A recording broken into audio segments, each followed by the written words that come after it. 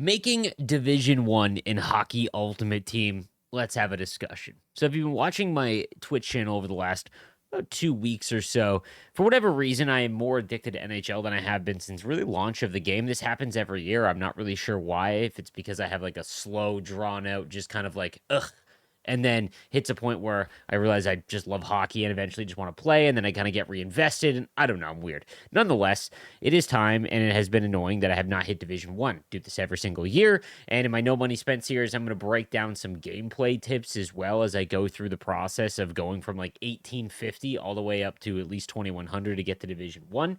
And at least it gives me something to do, a goal, if you will, as opposed to just monotonously logging in and doing the same things over and over again. So I want to touch on just a few things before we get into the video, covering yesterday's or the last video's comments and questions, and that's things I'm noticing because I refuse to do the L2 backskate, glitch, and I will get to Division 1 without it. And over the course of the last week or so, I've gone up like 70 or maybe even 100, close to 100 skill rating, just below 2,000 essentially.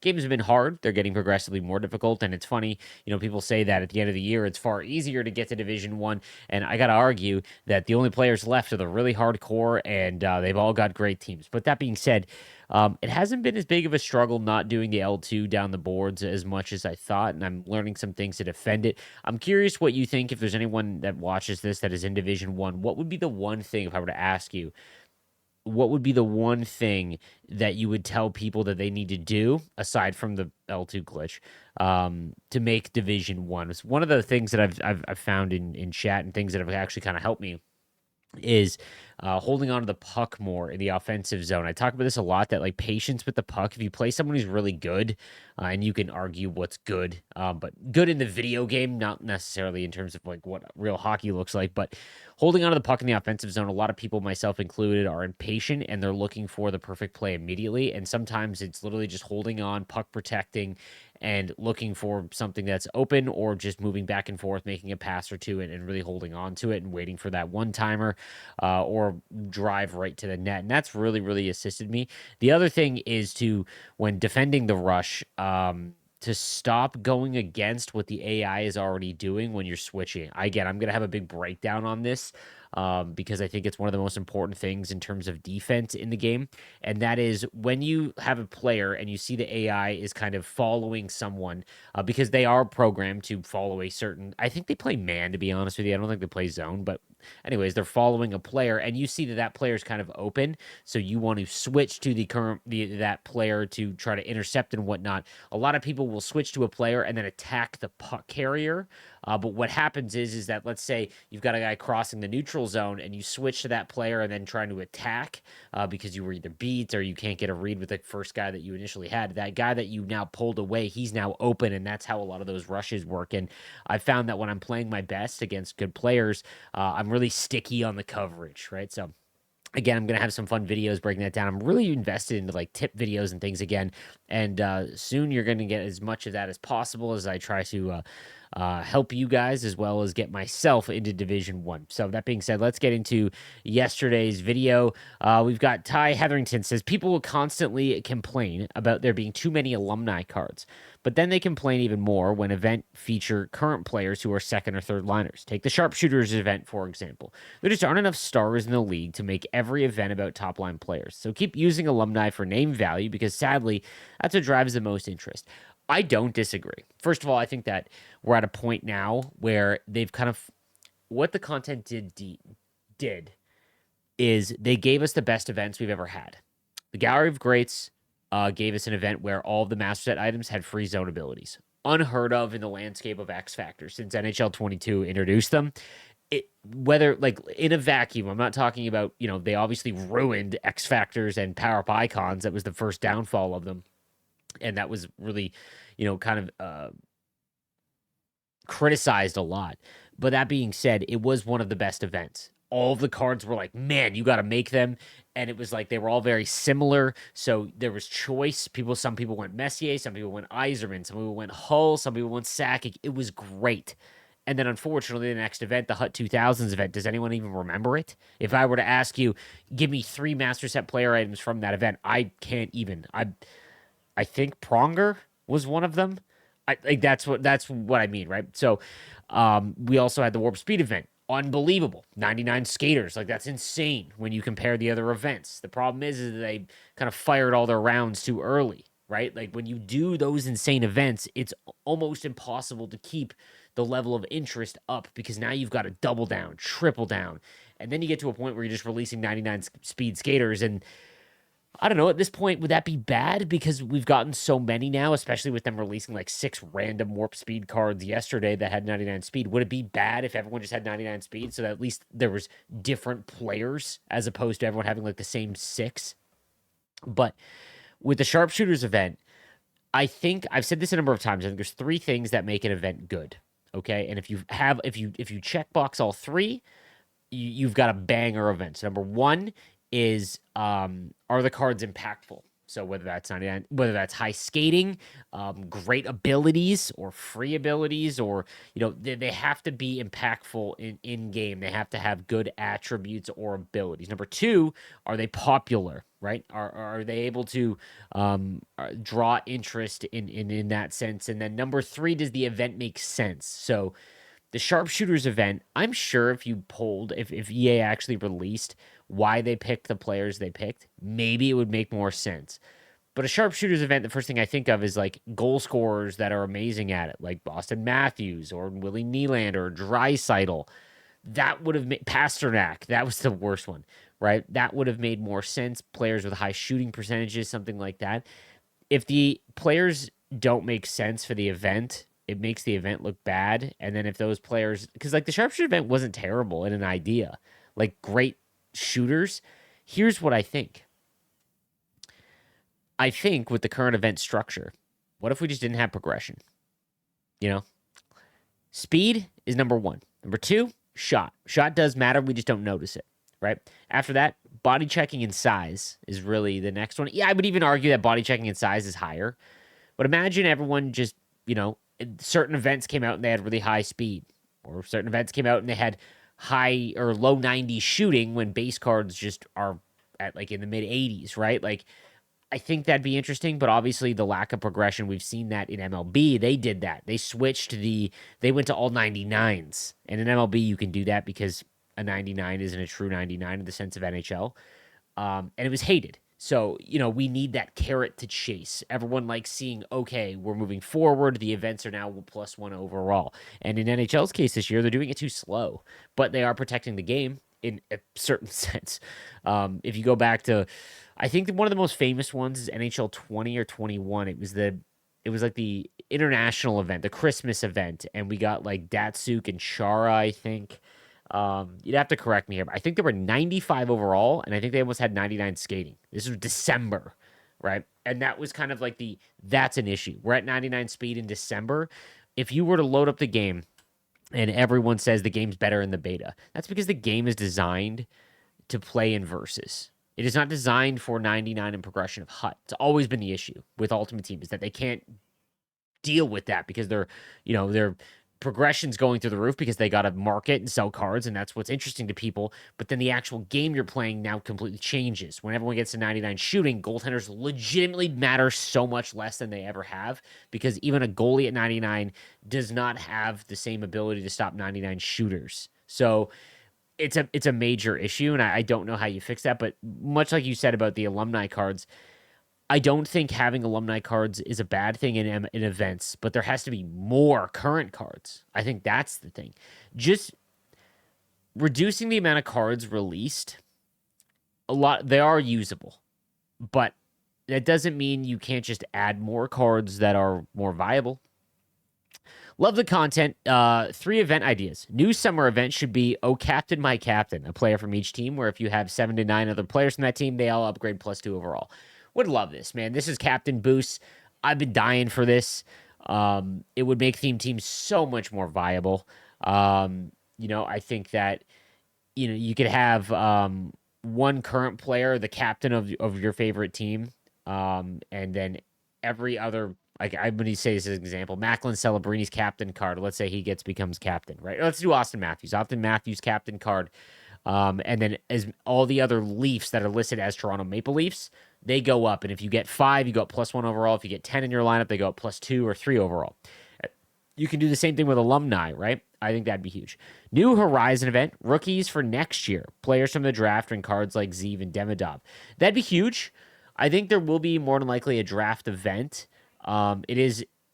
It's always tough because if you go back to the World Juniors, they can't use KHL players or US players. This is always going to be the issue. They cannot use I'm trying to think of they can't use James Hagens. They can't use Hagens, for example, in that. And that really takes away from a rookie event because everyone knows he's going to be a top 5 pick more than likely. So if it's a CHL player, that's easy. You know, if it's a I would think anyone from all the other leagues. So like Victor Eklund. Sorry, I couldn't remember his name. That would be a good one, right? I think that'd be huge. And you could get around the headless shots there as well because you could make the master set items. Next chapter, create an event that will impact NHL 26. Give us something to work towards the end of the summer to grind for. Give us either a player, pack points. Dude, they do this in Madden. They did an unbelievable job in MLB. MLB, they released a now and later program where you literally earn packs now, and you got up to like 25 that you could earn towards NHL 26. 1,000% this needs to be in game. And if you tell you that they can't transfer the data over, then how can the grudge match system work? If you can save all, because for guys, just so you know, one of the coolest things about grudge match, this was the first year of it, and whether you liked it or not, whatever. Next year, it will track. It is supposed to track NHL 25. So when you match up against someone, you might have like 20 games against this one player next year, and you load up the first time you play NHL 26 and you match up against that player, it'll say the grudge match stats. So if you can do that, you can give us packs that we earn by playing the game. Yes, your picks are good, but your Leafs bias is insane. OEL and Tavares, LMAO. You should know the Leafs are not going anywhere in the playoffs. If you actually watch games, you know that Lundell and Bennett going to be the best cards in round 3. Hey, man, if I knew exactly what was going to happen, I wouldn't be a YouTuber. I would be a rich gambler. I simply give, when it comes to fantasy event, if you go back and look, I actually do have a good track record. I don't, that is an ego. If you just look, all I do is I look at opportunity and then the actual card. Is it already good? OEL was a massive miss. But at the time, if you were to watch Leaf games like you claim that I don't, if you watch the early season of the Toronto Maple Leafs, OEL was on power play 1, and he was humming, and it looked like he had all the opportunity in the world. Didn't pan out. That's how she goes sometimes. With Tavares in round 2, I got to be honest with you, man. It looked pretty good after, the first game. Yeah, he had 2 goals and was a 95 overall, and he's still pretty good. The floor is all right, just like Lowry. If he didn't score, he's still an okay card of the floor of fantasy. You're mitigating risk, right?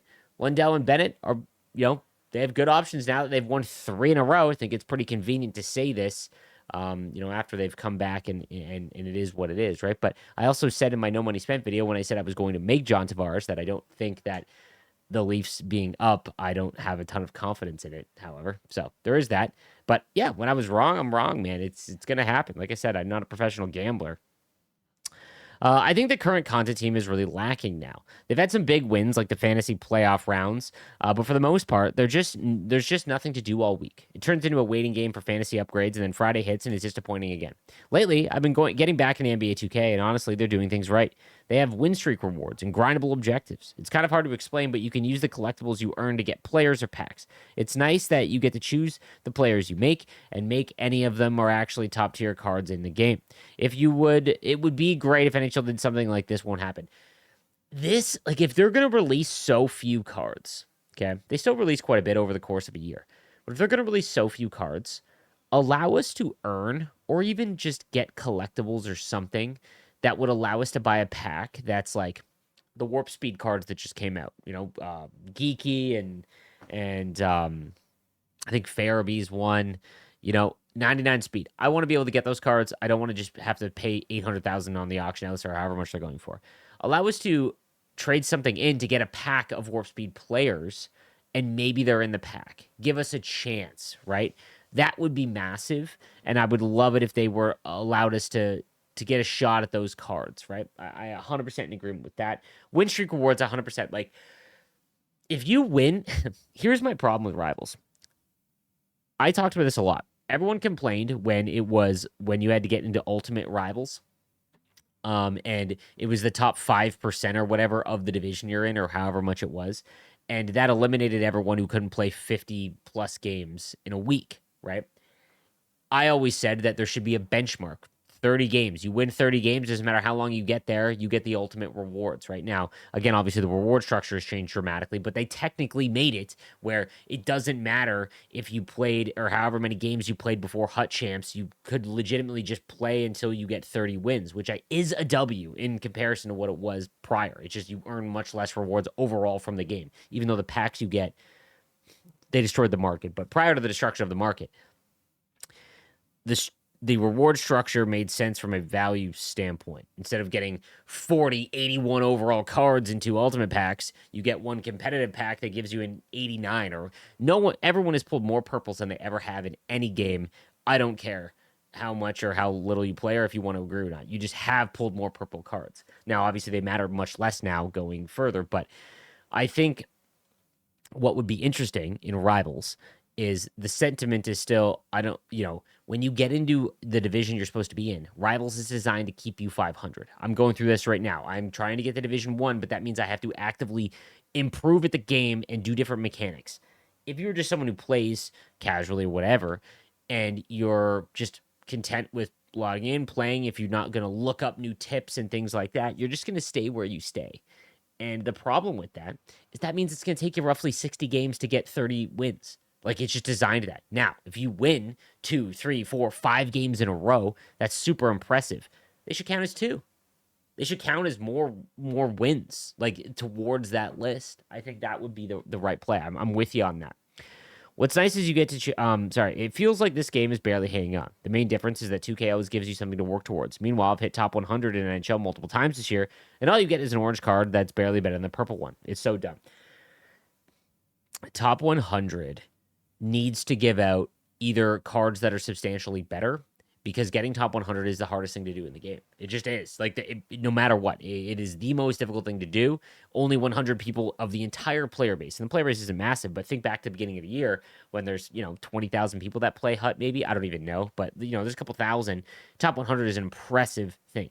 You need to get a flex for that. You need jerseys or golden skates or a banner in your building. Like, that would be something to grind for. An emblem, something that you can show off to the players that you're matching up against, that I'm the dog, you know what I'm saying? And I guess technically getting an orange card when you score with it would be good, but if you're going to give out 100 top 100 for only 100 people are going to get the card, make the abilities cost nothing if you're only going to make a +1. I'm completely with you on that. I was really hoping we'd get competitive seasons throughout the year, but nope. NHL comes up with good ideas. They always release them in July or after the end cycle, way too late. I don't want to sit around for 10 months waiting for the devs to finally get it right. I told you guys when they were doing all those comp seasons and things last year that they wouldn't end up bringing them back because the return on their investment in time to put those in the game they're not going to find it very good, because no one's playing the game. They do all this stuff so late in the year that when they if they were to do it at launch, they would get a far better and more representative idea of what would be worth making. It's so frustrating. They're just all the time. When we look back, I think we'll finally realize just how rough the game really was. There were some high points, fantasy, warp speed, kind of, and gallery of greats, but then there was also major fails like X Factor's Icon Team of the Season. I told you guys that this was the biggest shift in content that we've had since NHL 17. Like, this is them going through a beta test and getting a quality report, a QR report on how we utilize content, and it's a major shift in the structure and how they do it. Anything that we were used to from the old content team, dead and gone. And they are putting their own stamp on it, and they're shaking things up. And I hope to God that they see the data from the sets being completed. I've told you this, that there's evidence of them looking at that data that we can't see.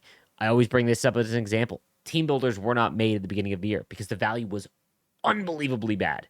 Like, we're talking, like, I think it was like 500,000 to make a team builder. They didn't have free abilities, and they were only 86 overalls. And then what happened? No one was doing the sets, and they were like, wow, we need to do something here. They released packs that gave you team builder cards that were some of the best value that we've had in the game, right? Like, that's evidence of them being like, okay, this isn't working, let's try this. In NHL 26, they've had a full year of this. So if there isn't evidence using statistical analysis of how we consumed the game this year and then improved upon, I have no hope. And I do have hope that they will utilize stuff. I've said that I think that they're going to get rid of chase cards entirely.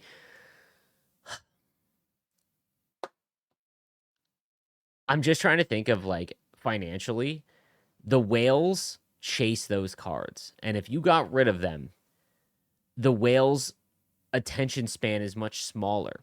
Launch of the game comes out. The guys that have disposable income that make a ton of money, think how hardcore you're into a game and then it immediately falls off, right? That happens to a majority of the player base. The amount of people that spend probably $1,000 in this game that are no longer playing it right now, staggering. It is. I know people personally, and if you don't have those chase cards to get immediately at the beginning of the game, and it's like, okay, $1,000 gets you all of the event cards for that first event, then like by like the second month, it's like I'm not playing the game anymore. I don't have any chase cards. It's like, it's just exhausting to keep up. So with you on this, man. Interesting topic, and I'd love to hear more.